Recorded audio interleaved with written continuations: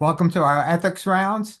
Our CME card is 23450. These Zoom rounds are presented by the Ethical Advisory Committee of the University of Maryland Medical Center. I like to say we provide a 24/7 service, and to contact us, you could just use Tiger Connect, UMMC Ethics, or my name, Henry Silverman, or feel free to use my mobile number as well. Let's start with our first case. Can two physicians authorize the insertion of a PEG tube in a patient who lacks decision-making capacity? So the patient is a 68-year-old male who suffered a ground fall at his long-term nursing facility. The day prior to his fall, he was in his normal state of health and at his baseline mental status. He is A&O times 1 at baseline and usually only answers in short words or phrases or says, okay. He has a history of multiple afflictions that could cause his present decrease in mental status, including a prior history of a stroke, catatonia at a previous hospitalization, and history of encephalopathy. When he was admitted, there was an MRI of his spine concerning for traumatic C-spine injury. Patient received C-spine stabilization and is currently on high-flow nasal cannula and pressors. So he had a PEG tube placed previously in December of 23 admission that was replaced in May of the following year. And after this, he pulled it out, but it was not replaced as he began tolerating PO foods at that time. Prior to this presentation, he was eating puree food at the nursing facility. Speech language pathologists determined that the patient is at risk for aspiration. Multiple attempts have been made to insert an NG tube. However, these attempts have been unsuccessful in passing the tube into the stomach. And it appears that the only option for nutrition is either TPN or a PEG tube. Patient is not able to provide consent. A guardian process has been started. Question is, what do we do now? While waiting for guardianship, is it appropriate to have two physician consent for insertion of the NG tube or the TPN? And let me hear your thoughts. Okay, well, why don't we just use the chat box? Um, just use the chat box and say yes or no. Yes, but consult palliative care would be appropriate. Yes, yes. Let me see who else. Yes. Are there any advance directives? No. Could a person in a community act as a guardian, but that person would need to be court appointed? No advance directives for this patient. Okay. So I think I get the gist of the voice of the participants. And so there was concern among the medical people whether one could actually insert a nasogastric tube or start TPN because there was the thought that this was not an emergency. However, according to Maryland law, this is the law regarding treatment without consent. Medical treatment requires consent be given first unless the medical treatment is of an emergency medical nature. No one is authorized to give consent who is available immediately, and the attending physician determines that there is a substantial risk of death or immediate and serious harm to the patient, and with a reasonable degree of medical certainty, the life or health of the patient would be affected adversely by delaying treatment to obtain consent. I show this because the usual thought is that there has to be an emergency in order to have two physician consent when no one else is available. But I think this law broadens the concept of emergency. So I have in bold the moving parts of this law. There is a substantial risk of death or immediate and serious harm, and the patient would be affected adversely by delaying treatment to obtain consent. So, questions. Can one reasonably assume that without nutrition, especially in a patient who is frail, there would be immediate and serious harm to the patient? Yes or no? Yes. Okay, yes, great. I take it you're the voice of all the participants here. Um, the definition of immediate and serious harm is not defined by Maryland law. Is it reasonable to interpret these definitions broadly? Immediate, serious harm, especially pertaining to this patient. Feel free to yell out your answer. Um, and would the patient be affected adversely by delaying treatment to obtain consent? I think my interpretation is yes for all three questions. So act, an ethics consult was requested for this patient, and we advised that it would be ethically appropriate to insert the NG2, which was the preference of the physicians. The PEG tube was inserted, and the patient discharged back to the nursing facility. And when you think about it, while pending guardianship, are there really any alternative options? What do you think? Was this fairly somewhat intuitive of what to do?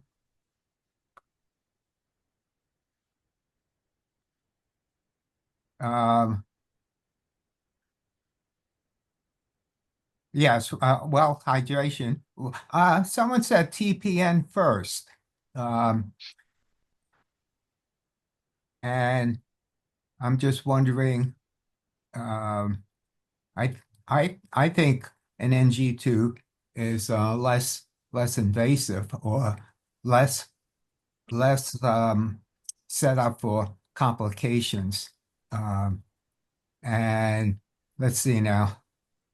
The Well, problem is, though, a lot of subacute rehab won't accept an NG or a core pack. So it keeps the patient hospitalized until a formal feeding tube could be placed. So that's part of the problem. that's why a PEG tube was inserted. Okay, because you're going back and it you seem to be going back and forth. So was it an NG or a peg placed? A peg was placed, correct? Yes, right, a PEG Yeah. tube. Okay. Right. Okay. All right, good. So, In which case we know PEGs actually increase the risk of complications and don't improve survival. So I'm just wondering, like, the overall balance in his larger picture. Yeah, the PEG solves the imminent issue of nutrition, but it may ultimately cause harm.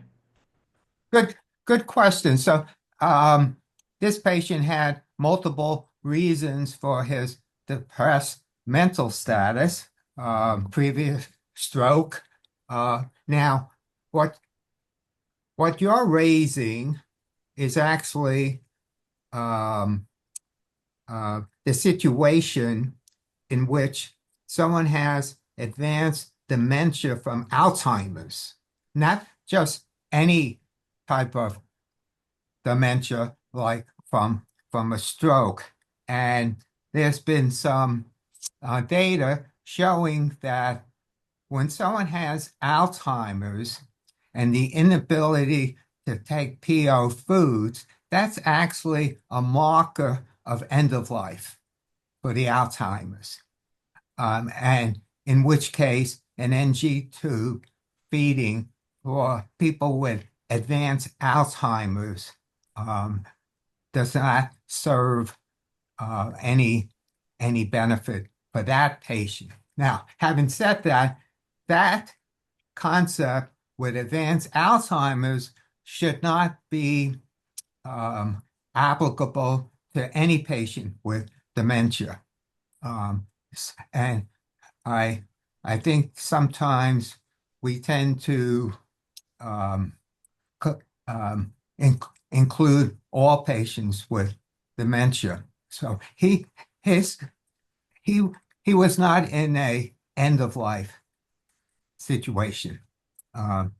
Thanks for that question. Okay, any other final thoughts? All right, good. So let's move on to the second case, genetic testing in a vulnerable person.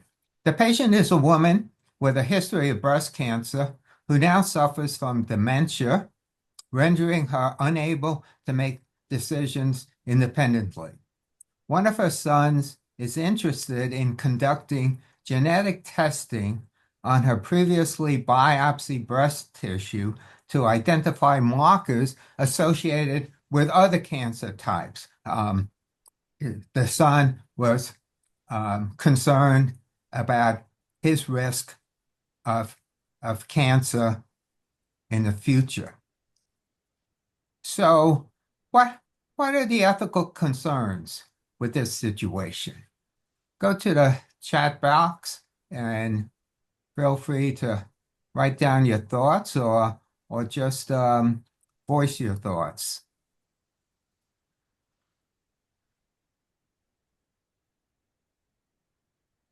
The son should get his own genetic testing done. Does she have an advance directive? No.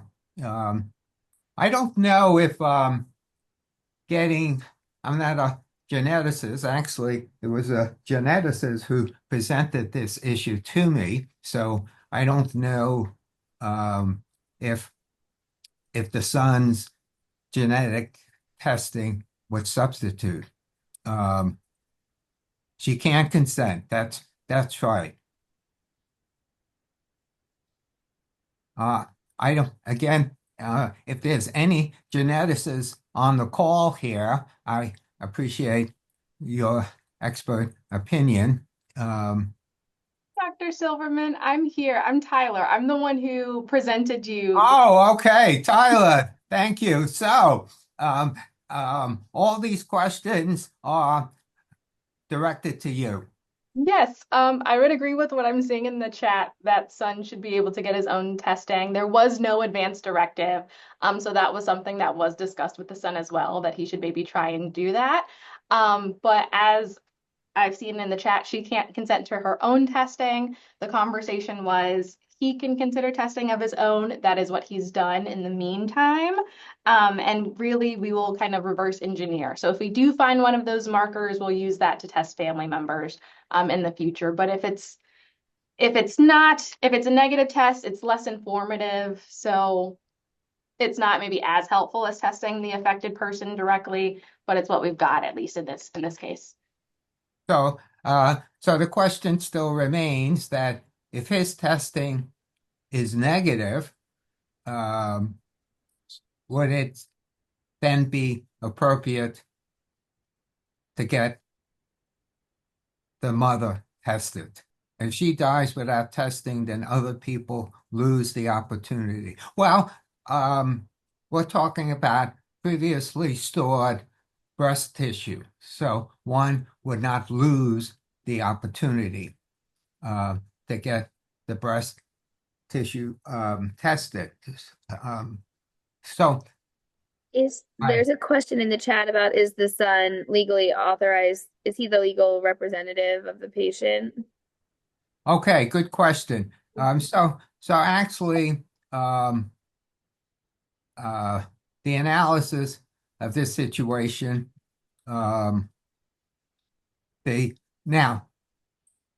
first, the requested genetic information is considered protected health information, which requires informed consent from the patient. However, as we have discussed, the patient lacks capacity. So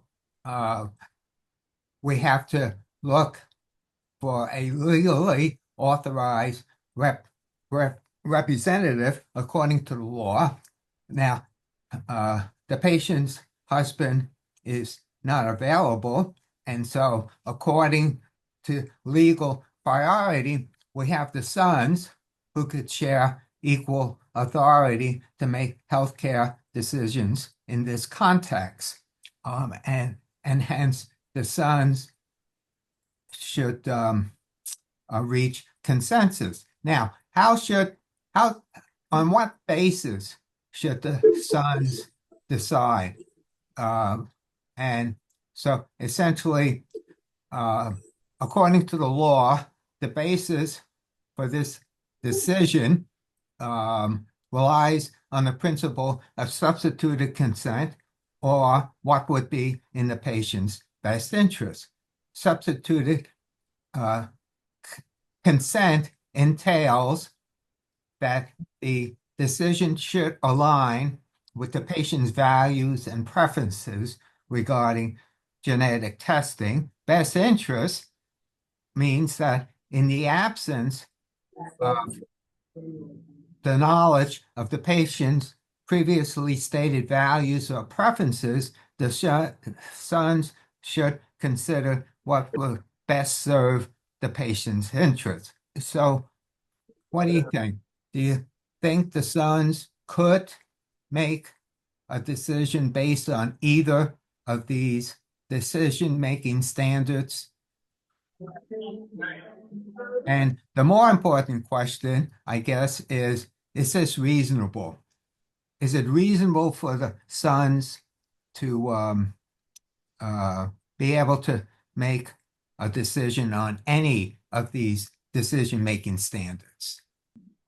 With substituted judgment, I would imagine that if she wants to help her sons and is just not able to say that she wants to help her sons, then that might be appropriate for that standard. As far as her best interest, I don't think that getting information for the son is necessarily in her best interest, but if they can all agree that that's what she would have wanted, then that would fall under substituted judgment. Okay. All right. Now, Carol Green asked a question: what is the harm to her if the testing is done? That's a good question. Now, if what would the harm be? Let's say if she was awake and could provide consent, you have now this patient who is considering genetic testing for more knowledge for her sons. How would one articulate the risks and benefits? Yeah. Are there any risks? Is there any harm to her dignity? Let's say the test becomes positive. It not becomes, but is positive for other types of cancer. Yes, Carol, you could unmute. You asked the question. A good question. Are Right. you able to unmute? Can you hear me? Yes. Excellent. So I just really need to respond to all the people who very appropriately are saying that the young man could have a test done himself. That's true, and he has done so, but there is no substitute for testing the mom's genetics. That if he is positive, it could be that she is positive for something else that we didn't test for. If he is negative, there's the term non-informative negative. And we lose the opportunity if we don't test her to know exactly what specifically we're supposed to be looking for in this situation. So there's just no substitute for testing the mom. And that's why I asked the question, what is the harm that's done? And so there's the legal issue of getting consent, but what harm is done to this woman, if we know that she had disowned her kids and doesn't have any interest in testing them, that might lead us to a different discussion. But I'm need to ask, what would be the harm to her? And I don't see any harm to her in this situation that I've been told of. So, Carol, let me bring this up. Some people don't want to get tested because they don't want to know. Right. And in her situation, she is not, sorry, it's getting a little close to home, but we won't go there. She is not, she's not going to be hurt by having her family know, even if she didn't want to know, because she no longer knows anything. Well, she has a depressed mental status, and so you're Right. saying If that she, the or let me rephrase it. My understanding is if she's not able to give consent, I don't know that she would understand having a positive result. So that just leads to my question, what would be the harm to her? well, and I think that's a good question. And but there's still something that I'm trying to link this up to um, do dead people have dignity interests? So let me put on the table the concept that do we have a right to gain information about somebody else, even if they have dementia or even after death? It sounds like we discussed that if the three sons come to consensus, they are currently her authorized, that then they would be able to. But is it right? Well, as I think Carol was alluding to, it's not going to cause, we know, physical harm, emotional harm. We could ask if she wants to know the results, because certainly they don't need to be shared with her. That again would go back to the three sons coming to a consensus on, is there harm in telling her, but withholding it because she didn't know it to begin with. So that information has already been withheld from her. Let me bring up an analogy or an analogous situation. Let's say a patient died and the family wants to know if the patient had HIV.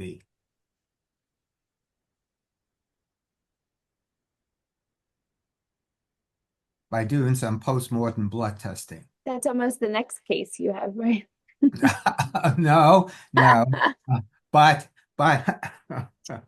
that next case brings up an alternative concept here. So should we allow that? I think if son wants to assess his risk, he needs to give his body tissue for genetic testing. But Dr. Green just went over how that is not a replacement to his mom's affected tissue. His mom's tissue is not going to change anything in terms of mom's treatment or her level of care. In our first case, we discussed, unless it is at imminent danger or harm to the patient. So like, I don't know, we exhume a body if it is leading us to some kind of resolution of some, homicide, suicide, what have you, dead tissue, as we say. In this case, how is it going to benefit the patient? So that says there's two options, the substituted judgment or the best interest. So we already said it does not help her best interest, but it might align with her values and her preferences, which is the substituted judgment. Unless she has brain mets that are making her not have decision-making capacity, or let's say too much pain medications or whatever. But again, if she has metastasized to her brain, I don't think her breast tissue staging will help anything in decision-making for her.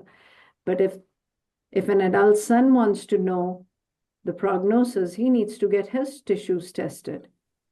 We do this in Huntington's case, it's a dominant gene, but if the patient can make the decision, they make the decisions for themselves.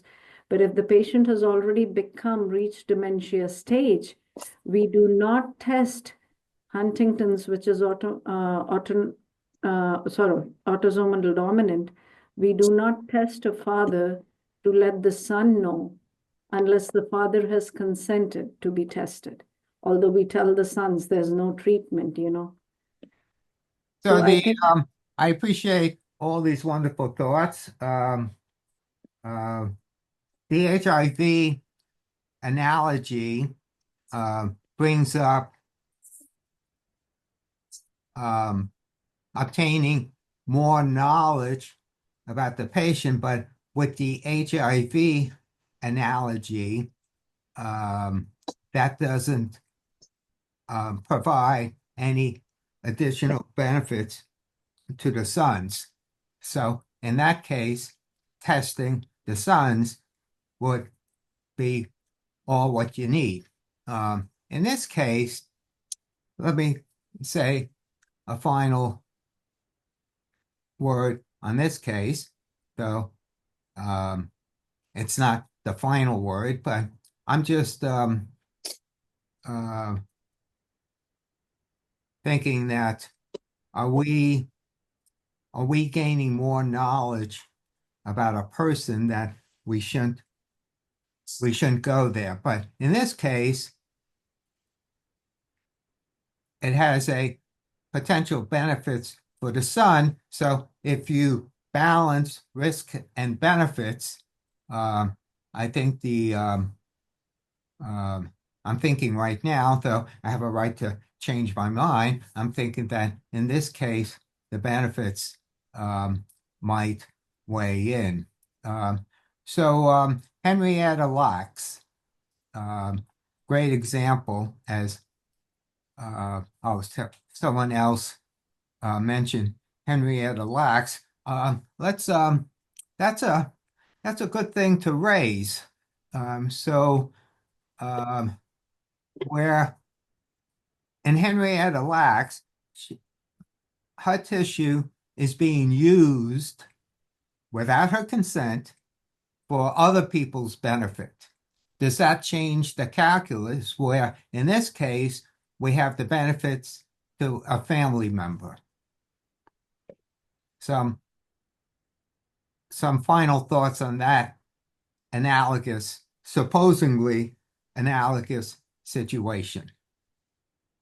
So I'm thinking that with Henrietta Lacks, obviously no one obtained consent from her and no one was legally authorized to donate the tissue, and there was no benefits to the family members. So I think that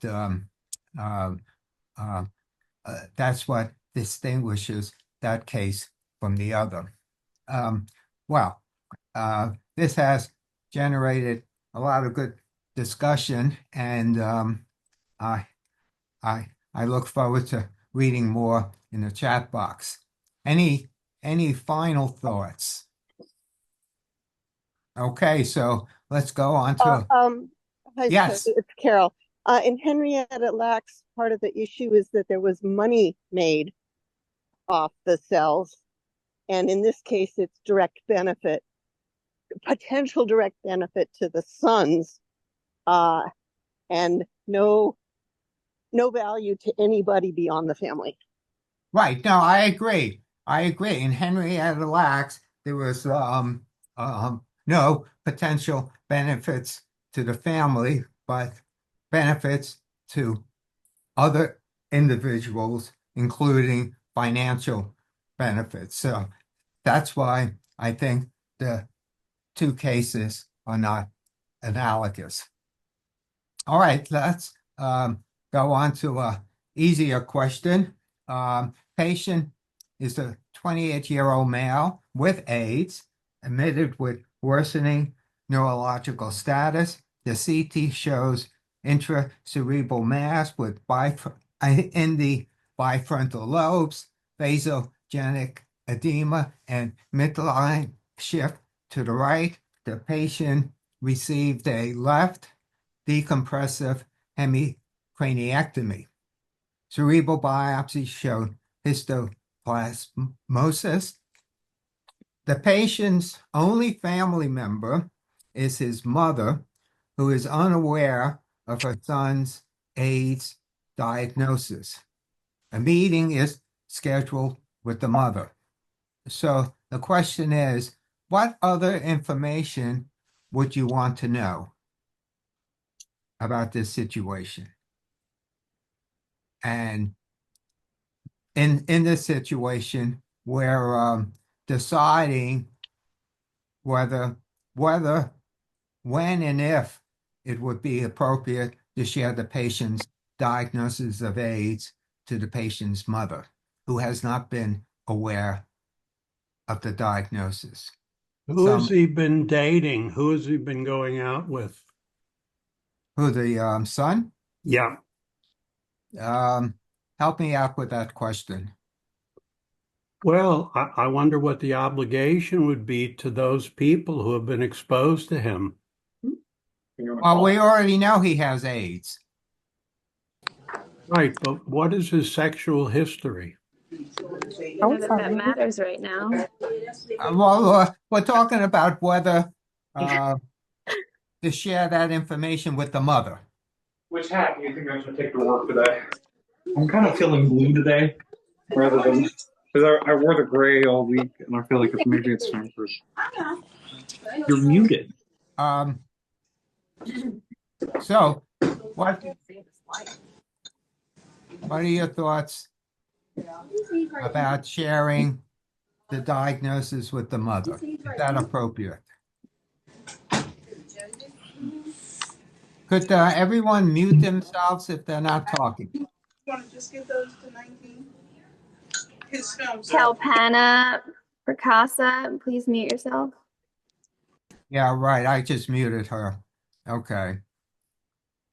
So, what are your thoughts about telling the mother? Would it ever be appropriate? And what other information would you want to know? So my understanding is that if he hasn't designated somebody by advance directive as his decision maker, be that a partner or somebody else, then decision making would revert to his parent. So I guess if she needs this information in order to make medical decisions for him, then that would be appropriate. Still feels like a violation, but if she is his decision maker, then she needs to be able to have all of the information for informed consent. Okay. All right. Other thoughts? I say she will need to know the diagnosis of his brain status, but why should she know about the HIV? Okay, good question. Any thoughts about that? We have a lot of difference of opinions in the chat. Good question. I think it will only be important to disclose at this point if this will impact decisions taken by her. That the HIV diagnosis would factor in only in those situations. Whether it would be material to the decision making. Correct. Right. So, so we have an ethical dilemma between privacy versus beneficence. Privacy meaning obviously maintaining confidentiality against, and that competes with providing the mother with enough information to make informed decisions for the patient. So essentially, the thought is if the diagnosis of AIDS is central to the decisions that need to be made, for example, regarding specific treatment options, including code Can you status, bring in the recycling bin, Lena? it might be ethically appropriate to share this information with the mother. Um, so, um, so, um, so if one thought that when weighing risk and benefits, that knowing the diagnosis of AIDS might lead someone to conclude that someone has advanced AIDS and hence the treatment, any treatment for anything might be of minimal value for the patient, then it would be important to know that diagnosis. Other than that, one could just tell the mother that your son has an infectious problem in the brain, and um, uh, and one could just leave it at that. Any I'll add some additional. So I'm a hospitalist and I took care of this particular patient, and some other nuances. One is that infectious disease recommended starting to treat the HIV, so now we're starting a medication for him. And the other component is that additional family members showed up, appeared, and the family had nominated an aunt to be the family spokesperson. And so that, because he was getting treatment for the HIV, we needed to explain why he was on this medicine, particularly because he started having side effects, and we needed to explain what the medicine was for in order for him to have, what was the benefit of it. But this is a very tough situation to discuss or to figure out the option was. But that's this. Okay, so you said there was an aunt? Yes, and aunt later became the family spokesperson. Okay, but did the mother um, did the mother find out as well?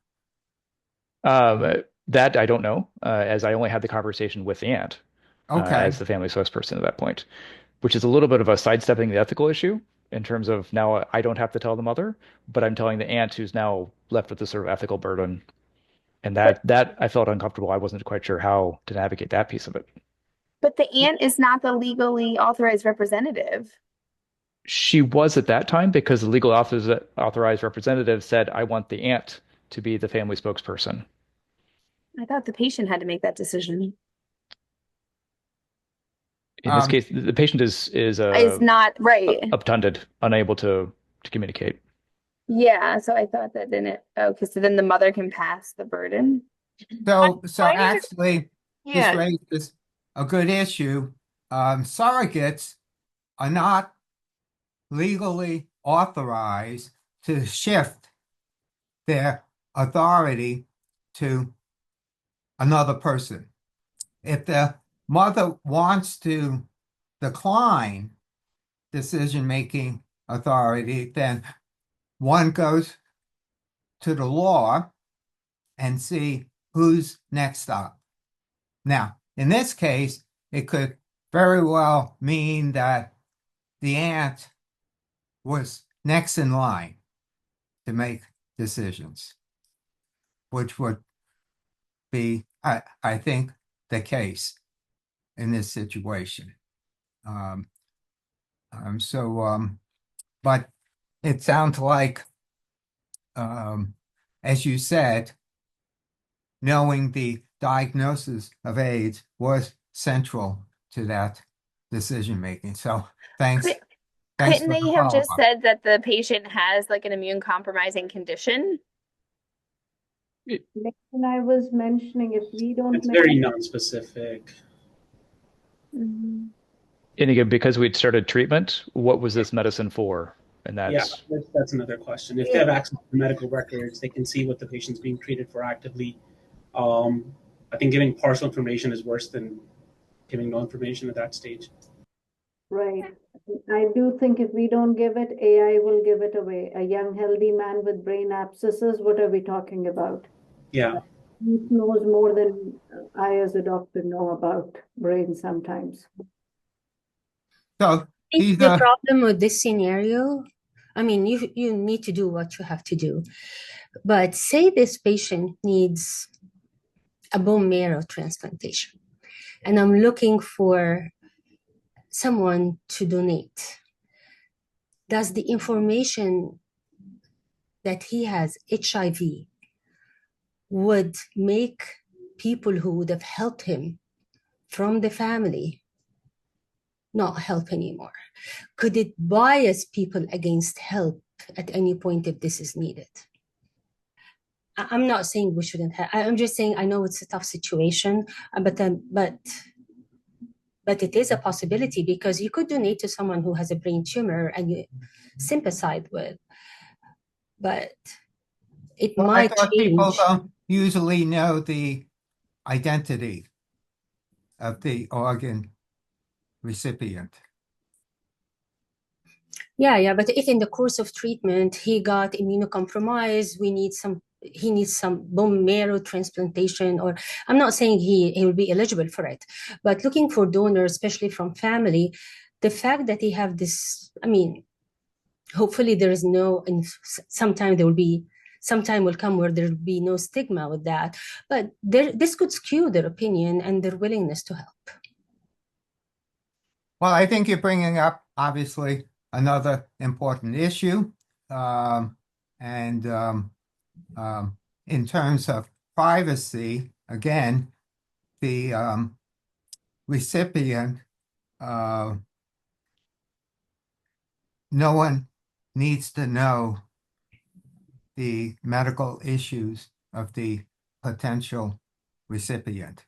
Now, in this case, I think that everyone is bringing up good points about when it would be appropriate to tell the family members the diagnosis. And the other thing to consider is a matter of trust in revealing the information when it is regarded to be somewhat necessary to do so. I think you start walking down the wrong pathway as you try over vigilance not to tell the diagnosis. But I think what was being said seems appropriate to reveal the diagnosis. All right, good. So much for the easy case. Let's go on to our last case. Does the patient have capacity to refuse admission to a skilled nursing facility? The patient is a 44-year-old male with Crohn's disease, post-hemicolectomy, traumatic brain injury, and short requires home TPN. And he was found at home by EMS when they were called by the family to be hypotensive, tachycardic, and there was report of significant neglect in his living conditions, noting bugs emerging from beneath him and fecal matter under his fingernails. Upon admission, a PICC line was, the old PICC line was taken out, and there was concern about contamination from both the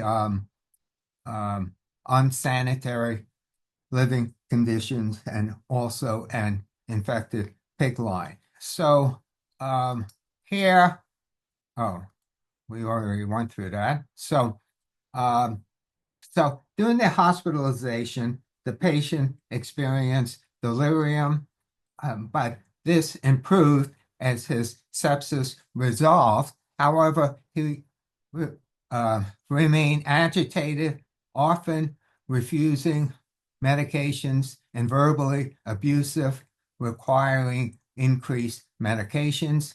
As the patient clinically improved, plans were considered to sending him back home with VNA. However, the VNA liaison deemed his home environment unsuitable for care due to hygiene and safety concerns and made a referral to APS. Consequently, the social worker and case manager recommended discharge to a skilled nursing facility as his home was not considered a safe environment. An ethics consult was requested. The patient's mother and girlfriend explained that if the patient went to a nursing facility, they would lose the monies to save to stay in the house. They gave assurances of providing adequate care in the future. In conversations with the patient, he insisted that he needed to go home and be with his children and expressed that he could receive the necessary care at home. He said his home is clean, and when asked about discharge to a facility, he said he needs to be with his girlfriend and children. When the mother was called to discuss the discharge issues in the home environment, she said she was tired of discussing these issues and that there is nothing wrong with the home environment. So, what to do now? What are the competing ethical issues here? So, V is deemed not to have decision-making capacity anymore. The mother should know in order to make further. Oh, that's the last case. So I asked, what did Adult Protective Services determine? I'm a pediatrician. We deal with Child Protective Services a lot, and they're the ones that can go out and do a home assessment. So did they do a home assessment? And if so, what did they determine? Good question. Usually APS doesn't get involved until the patient is discharged. Currently, right now, the patient is in a safe environment, meaning the hospital, and hence they usually don't get involved when the patient is in the hospital setting. Right, patient autonomy versus non-maleficence. So does the patient now have capacity? Well, that's the major question on the table. Does the patient have capacity? And that was the running question throughout the hospitalization. So the patient is expressing a desire to return home, which is a important aspect of his autonomy, but there are concerns about his capacity to make these decisions. His refusal to engage with the medical staff and his apparent lack of understanding of his home situation raise questions about his decision-making abilities. However, the concerns of the patient wishes, the family dynamics, and financial consideration are also crucial and should be considered as well. So what should be done now? So we have someone who somewhat marginal decision-making abilities. And you have to, on the other side, there's a concern of separating him from his family, also the financial situations as well, which also should be considered. So, next steps.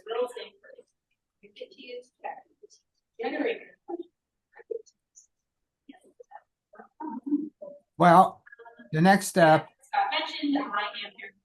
would be to mute that person.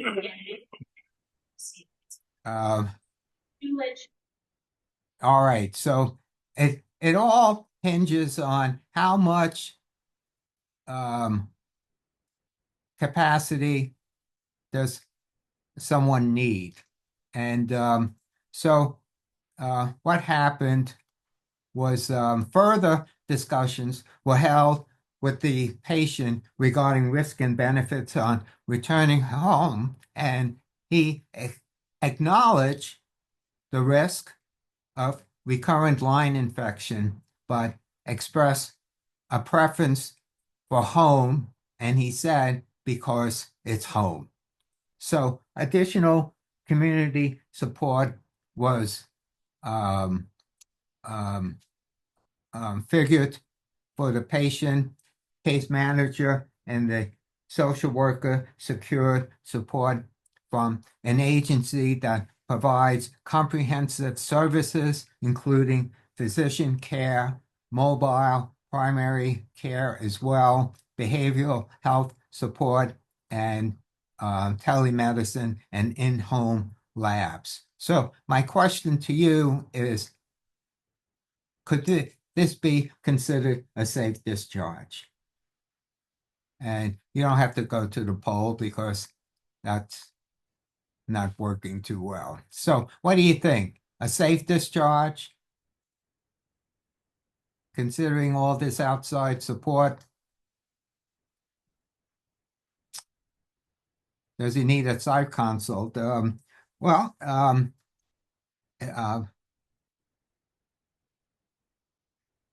it's the safest you can make it.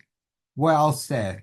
Thank you very much, because I want to end with this final thought: achieving a safe discharge. Instead of aiming or requiring the construct of the safest possible environment, the goal is to create an environment that is safe enough while also considering other relevant familial and social factors. This focus acknowledges that creating the safest environment may not always be feasible or ideal. The phrase safe enough highlights the idea of a reasonable standard of safety within a broader social context. And essentially, it was decided that it was safe enough for the patient to go home, and within this concept of relational autonomy within a cohesive social network. So essentially, you have a patient with an acceptable, if I could use that word, degree of autonomy within an acceptable social network. So thank you very much for all your thoughts. Any final thoughts about any of these cases? I really appreciate everyone's wonderful thoughts.